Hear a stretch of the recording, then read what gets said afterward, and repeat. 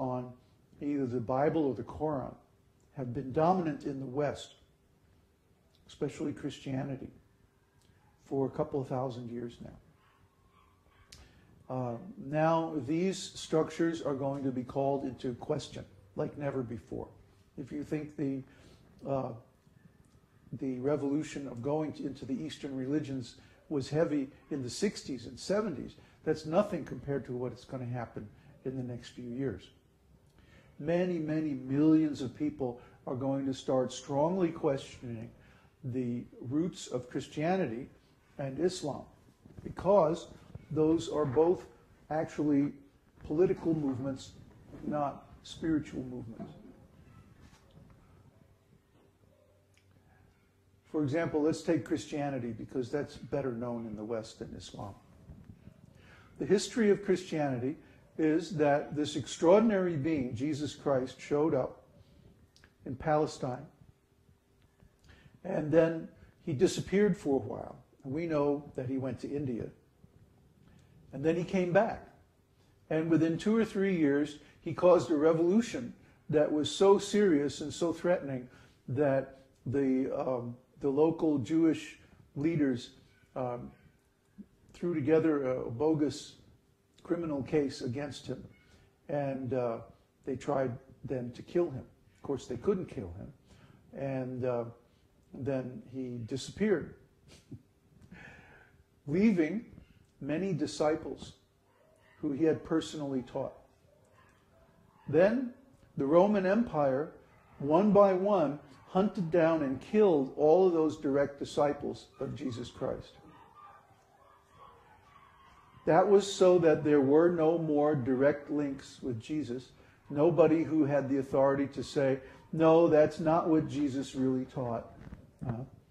And so what they did was they got these other people together and they formed a church supposedly based on Jesus' teachings. But what they actually did was they took all the Gospels and histories and epistles and other historical books and they edited them so that they gave a picture of Jesus that would support the political hegemony of the Roman Empire. This is not exactly what Jesus taught, of course. He was apolitical. His idea of politics is, someone asked him, what do you think about the Roman Empire? He said, give me a coin. He normally didn't carry any money, you see. Give me a coin. Well, what does it say? Whose picture is on the coin? Caesar. So he said, fine, render unto Caesar whatever is Caesar's. People were asking, should we pay our taxes or should we not pay our taxes? Should we revolt against the government, in other words? And Jesus said, no. No. The government is in charge of the money. See, here's Caesar's picture on the coin. So give the money to Caesar. But render unto the Lord what is God's. And what does that mean? Your soul belongs to the Lord. Your soul belongs to God. So surrender your money to Caesar, but surrender your soul to God. Very intelligent. Very nice teaching. But they didn't like that. Caesar didn't like that. He wanted their souls too. So they made a synthetic substitute Christian religion. And then they said, this is the one holy and Catholic apostolic church. Catholic means universal. Cattolico. That's a Roman Latin word meaning universal, all pervading, for everyone. So this is the Catholic Church. This is the church for everyone. Everybody has to accept this religion. If you live in the Roman Empire, this is it. This is the state religion. If you don't like it, too bad. So the same thing or a very similar thing happened in the history of Islam. And of course we know there was a similar thing done by the British in India in the name of so-called Hinduism. They created a synthetic religion based on the theories that they liked And then they said, okay, this is the official religion, and you have to study it in order to graduate from college. In other words, if you want a good job, if you want to be a leader in this country, if you want to be a manager of a corporation, or if you want to work for the government, you have to have a student, you have to be a student of this Hinduism. And of course, they created the Hinduism. They created the religion.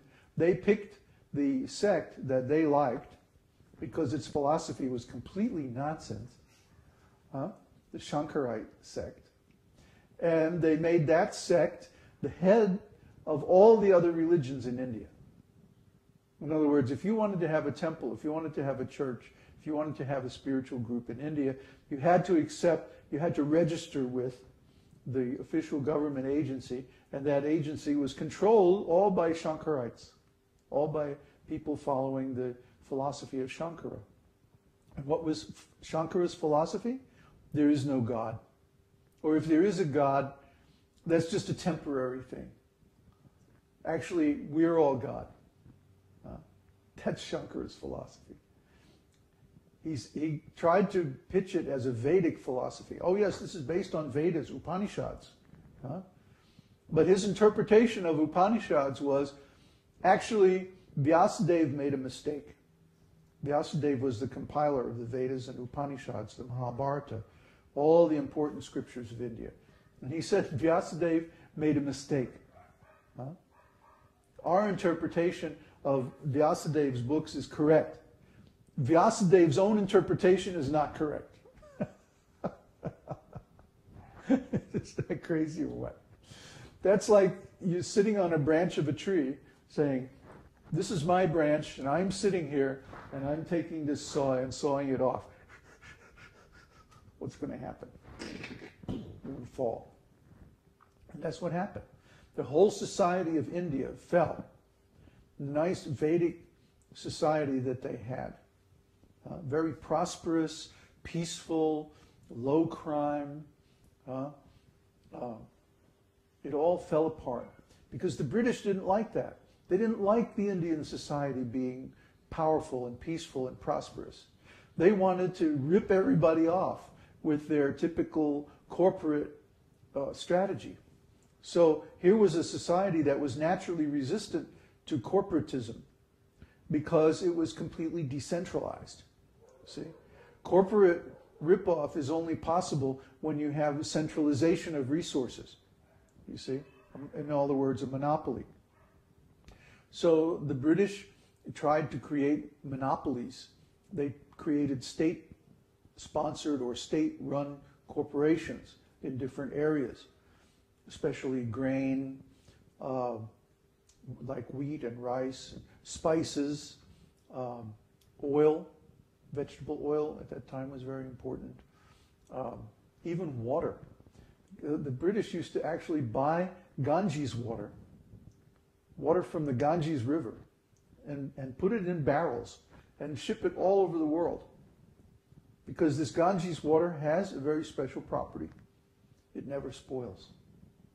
You can take Ganges water and put it in a barrel and keep that for like 100 years or 1,000 years. It'll never spoil. You take water out of any normal river and you put it in a barrel, and then all kinds of parasites and bacteria will breed in it. And after a certain time, you can't use it anymore. But the British based their whole domination of the sailing industry on the fact that they had a reliable supply of water that would never go bad. Yeah. So they sold the water from India, they sold the spices from India, they sold the grain and the cloth and so many other things from India through these state monopoly corporations, meaning that the profits, the goods were bought in India for a very low price, and then they were sold for a vastly higher price in some other part of the world, and the profit was kept out of India. See? That's a ripoff. See? If I make something, let's say I make a photograph or a painting or a song or anything that is a product of my creative energy, and then I sell that to somebody else, I keep the money. and that's fair.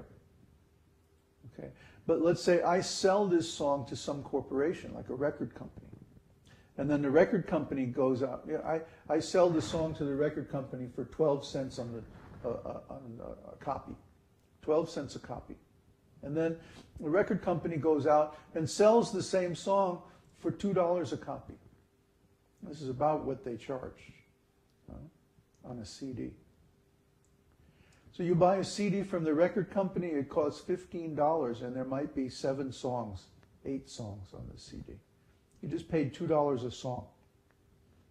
Okay? But the artist is getting 8 cents, 9 cents, maybe if they're really, really popular, 12 cents a song. So you see, this is a ripoff. And the profits are not given back to the artist. The profits are kept in the record company.